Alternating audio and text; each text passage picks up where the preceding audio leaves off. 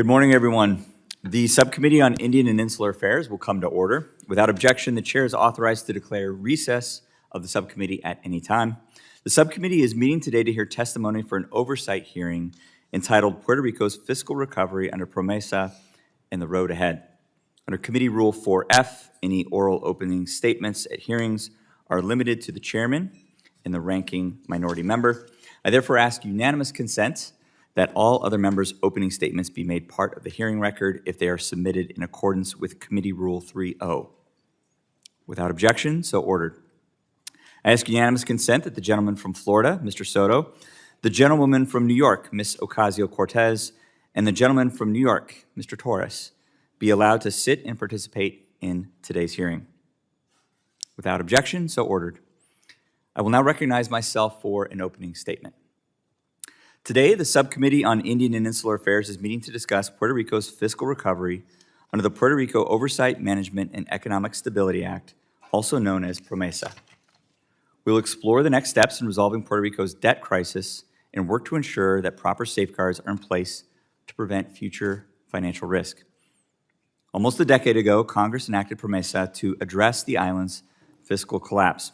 At the time, Puerto Rico had more than $100 billion in liabilities and had lost access to capital markets. Promesa was put in place by Congress as a comprehensive financial oversight and restructuring framework for the island. Promesa established the Fiscal Oversight and Management Board, or FOMB, to oversee Puerto Rico's financial recovery. Because Puerto Rico is not eligible to declare bankruptcy, Title III of Promesa introduced a court-supervised bankruptcy-like debt restructuring process. Under Title III, only the FOMB, acting as representative for the Puerto Rican government, can propose plans of adjustment. Plans of adjustment serve as debt restructuring petitions to a federal court. Today, FOMB has overseen the restructuring of roughly 80% of Puerto Rico's outstanding debt under Title III. It has been the largest public debt restructuring in United States history. The Puerto Rico Electric Power Authority, or PREPA, is the last major bond issuer with unresolved debt. In 2016, PREPA owed over $9 billion to creditors. This massive debt was the result of decades of political interference, mismanagement, and natural disasters that all left the public utility financially unstable and operationally inadequate. Restructuring PREPA's debt has been slow. This is due to multiple factors, perhaps most significantly because of its sheer complexity. Negotiations continue to this day.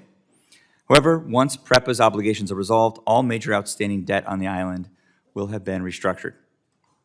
Beyond debt restructuring, the FOMB also encourages fiscal discipline and economic growth through annual certification of comprehensive fiscal plans for Puerto Rico. These plans paint a blueprint for the Puerto Rican government to operate within. Aided by the FOMB's budgetary control enforcement, a decrease in overall expenditures, increase in net revenue, and emphasis on funding essential services on the island have been realized. Additionally, I would like to commend the Puerto Rican government for its role in this recovery, as shown by their adoption of formal debt management policies. Notably, the government now limits the annual debt service to no more than 8% of its own source revenues. The government also created the Office of the Budget of Legislative Assembly, which is modeled loosely after the Congressional Budget Office and informs the legislature of the fiscal impacts of policy proposals. These are all positive developments.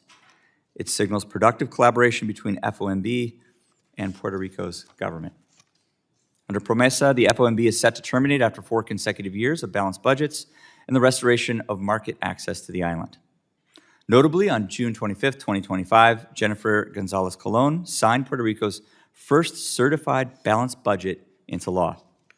This is an important step toward fulfilling Promesa's conditions for FOMB termination. The FOMB has made clear that it intends to sunset once Puerto Rico's finances meet Promesa's statutory conditions. I look forward to hearing more about that from our witnesses. Challenges to Puerto Rico's full financial recovery remain, but to be clear, significant progress has been made. With continued political resolve, transparency, and fiscal responsibility, the goals of Promesa can be fully realized. Today's hearing is an opportunity for Congress to assess the FOMB's progress and help determine the best path forward for Puerto Rico's long-term fiscal viability. I want to thank each of our witnesses for being with us, and I look forward to today's conversation. With that, the chair now recognizes